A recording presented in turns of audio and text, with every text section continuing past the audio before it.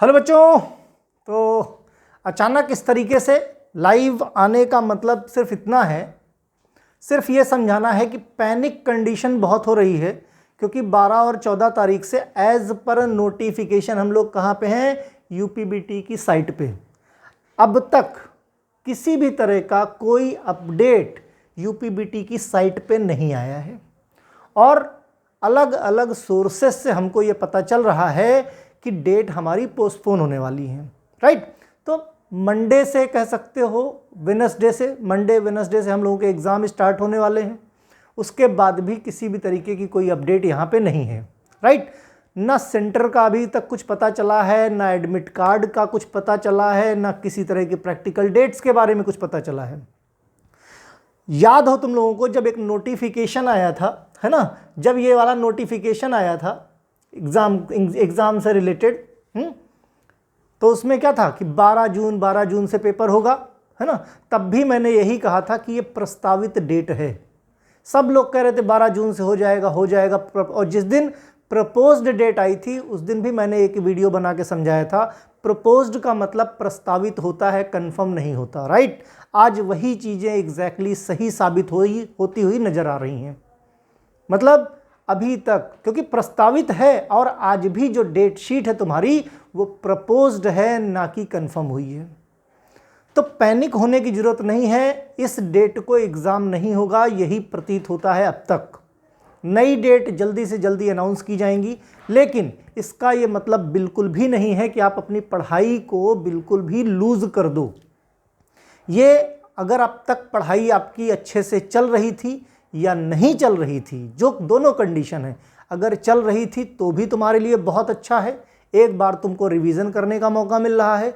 जिन लोगों को किसी फैमिली प्रॉब्लम की वजह से, किसी दूसरे सोर्सेस की वजह से अगर पढ़ाई नहीं हो पा रही है, तो ये मान के चलो कि तुमको 10 से 15 दिन का समय अगर मिल जाता है, जैसा मेरा अनुमान था कि जून लास्ट में एग्ज़ाम होगा, और अब वही चीज़ें देखो पहले से ही पता चल पा रही हैं कि शायद ये डेट पोस्टपोन होकर जून लास्ट तक चला जाए।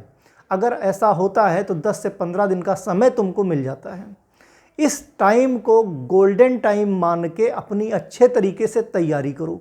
किसी भी तरीके की कोई समस्या हो तो मेरा कॉन्टैक्ट नंबर आप लोगों के पास है, मेरा एप्लीकेशन है एवी केमिस्ट्री क्लासेस, जिस पे पर्सनल चैट का ऑप्शन है। एवी केमिस्ट्री क्लासेस के नाम से यूट्यूब चैनल है जिस पे आप मुझे देख पा रहे हो इस वक्त, उस पे भी चैट का ऑप्शन होता है। जब आप कोई मैसेज करते हो तो मैं उसका जवाब देने की जल्दी से जल्दी कोशिश करता हूं, लेकिन सवाल रिलेवेंट हो तब। नंबर मैक्सिमम लोगों के पास, एटलीस्ट जो पेड मेंबर हैं उनके पास तो है ही है।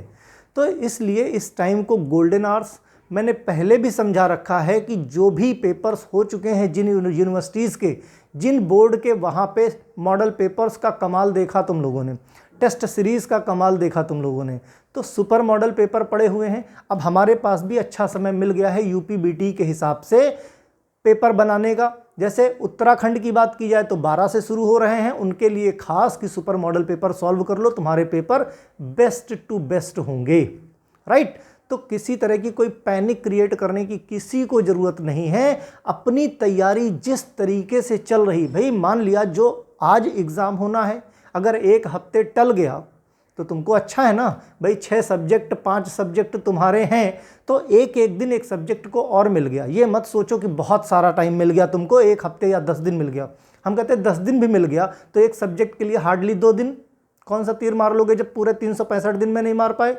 तो कहने का मतलब लूज होने की ज़रूरत नहीं है, बहुत ज़्यादा नया एक्सपेरिमेंट करने की ज़रूरत नहीं। जो चीज़ें पढ़ रखी उनको एकदम पक्का कर लो और अपने आप की एनालिसिस करने का समय आया है कि आपने अब तक जो पढ़ा है कितना रिकॉल हुआ है और कितना एग्ज़ाम में लिख सकते हो। जैसे जो मैंने मॉडल पेपर प्रोवाइड कराए हैं, उन मॉडल पेपर को कोशिश करो सिंगल सिटिंग में, 3 घंटे का समय मिलता है तुमको, 3 घंटे में उसको लिखने की कोशिश करो, तुमको चीज़ें ऑलरेडी क्लियर हो जाएंगी। बाकी यूपीबीटी की साइट कैसे खोलते हैं मैंने ऑलरेडी आप लोगों को बता रखा है। ठीक। तो कहीं से भी अगर कोई साइट खुलती है, कुछ भी अगर इन्फॉर्मेशन चाहिए होती है, किसी का वेट मत करो, खुद जाके चेक कर लो। हाँ, कुछ ऐसी इन्फॉर्मेशन होती है जो हम लोगों को मेल के द्वारा बोर्ड की तरफ से प्रोवाइड करा दी जाती है। अगर इस तरह की कोई भी इन्फॉर्मेशन होगी तो वो मैं आप लोगों से जल्दी शेयर करूंगा। मुश्किल वक्त है, ये समझ लो। एक नंबर से अगर बच्चे बैक लग गई किसी की, एक नंबर से, तो पूरा एक साल बर्बाद हो जाता है। इस टाइम को बिल्कुल गंवाने की ज़रूरत नहीं है, बहुत गोल्डन टाइम है। अगर टाइम बढ़ जाता है तो भी अच्छा, और नहीं बढ़ता तो भी कोई बुराई नहीं है। बढ़ना तय है, क्योंकि अब तक भाई जिनके मंडे से पेपर हैं 12 तारीख से, अब सोचो अब तक एडमिट कार्ड नहीं मिला तो पॉसिबिलिटी नहीं है, इतना भी फास्ट कोई सिस्टम नहीं होता है। तो ये तय है कि तुमको नई डेट की अनाउंसमेंट 2-4 दिन के अंदर हो जाएंगी। जैसे ही होंगी वो हम आप लोगों को अपडेट कर देंगे।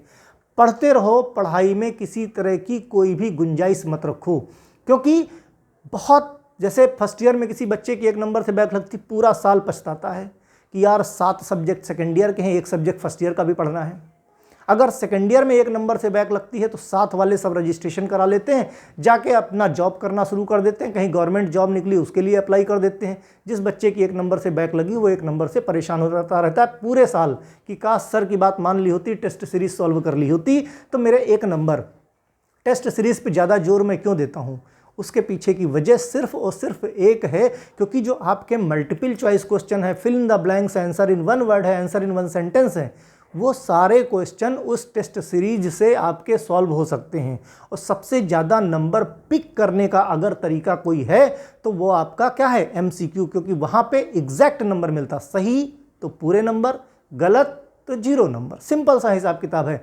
थ्योरी लिखते हो, थ्योरी में एग्जामिनर के ऊपर है, उसको तुम्हारी राइटिंग समझ में आई नहीं आई, उस बेस पे नंबर मिल गए। आपने अच्छा लिखा, खराब लिखा, उस बेस पे नंबर मिल गए। कितना बना के लिखा, कितना एक्यूरेट लिखा, हिंदी लिखा, इंग्लिश लिखा। मल्टीपल चॉइस में हिंदी अंग्रेजी का कोई चक्कर ही नहीं है। सिंपली आपको टिक कर देना है, या आपको ऑप्शन नंबर लिख देना कि भाई पहले का B सही है, दूसरे का C सही, तीसरे का D सही, इस तरीके से कर देना है। तो वहाँ पे नंबर की पिकिंग आज की डेट में अगर समय मिलता है तो तुमको ये देखना है, एक एक नंबर के लिए फाइट करना, कहाँ से वो नंबर तुम चुरा सकते हो। वो 1 नंबर आपकी बैक को बचा सकता है। तो वीडियो सिर्फ इसीलिए बना रहा हूं क्योंकि बच्चे बहुत ज़्यादा व्हाट्सएप ग्रुप पे भी पैनिक हैं, सर क्या होगा, कैसे होगा, कॉलेज वाले कोई जानकारी नहीं दे पा रहे हैं। सिंपल अपने दिमाग का इस्तेमाल करो। किसी की क्यों सुनते हो कि मंडे से अगर पेपर है तो एडमिट कार्ड तो तुम्हारे पास होना ही चाहिए। अब सैटरडे संडे हो गया, छुट्टी का दिन, अब तो कुछ वैसे भी नहीं होना है। तो सिंपल सी चीज़ समझो, तुम्हारी नई डेट का अनाउंसमेंट बहुत जल्द हो जाएगा। और इस समय को गोल्डन आवर्स मान के, गोल्डन डेज मान के अपनी तैयारी पूरी ताकत झोंक दो। जो थोड़ी बहुत कसर रह गई है, बहुत सारे बच्चे सोचते हैं जितना पढ़ा था सब भूल गए। अच्छा है, अब समय मिल गया तुमको, वापस से रिकॉल कर लो। जिन लोगों ने अब तक एवी केमिस्ट्री क्लासेस नहीं डाउनलोड किया, समय है तुम्हारे पास, डाउनलोड कर लो, वहाँ पे सब्सक्रिप्शन लो। जो चीज़ें नहीं पढ़ी हैं वो चीज़ें पढ़ लो जो छूट गई हैं। क्या पता जो तुम्हारा छूट रहा वही तुम्हारे एग्जाम में आ जाए, और आ जाए तो फिर मज़े ही मज़े हैं, राइट। भाई 2 लाख रुपए कॉलेज में फीस जमा की है, फिर क्या चाहते हो, अपने पेरेंट्स पे एक्स्ट्रा बर्डन डालना। पेरेंट्स पूछेंगे ना 2 साल बाद, बेटा पास हुए कि फेल, तो क्या बोलोगे, नहीं पापा छोटा सा डिप्लोमा, छोटा सा कोर्स है, इसमें भी अगर फेल हो जाते हो तो क्या चेहरा दिखाओगे अपने पेरेंट्स को, राइट। तो पढ़ाई करो, बिल्कुल पैनिक मत हो, कुछ भी होगा हम लोग सिर्फ आपके लिए ही है यहाँ पे, राइट। ये ऑनलाइन सिस्टम ही आपके लिए है, पढ़ाई को आसान बनाने के लिए, इन्फॉर्मेशन को आसान बनाने के लिए। पढ़ते रहो, जैसे ही कुछ डेट का अनाउंसमेंट होगा फिर मैं आपके सामने आऊँगा।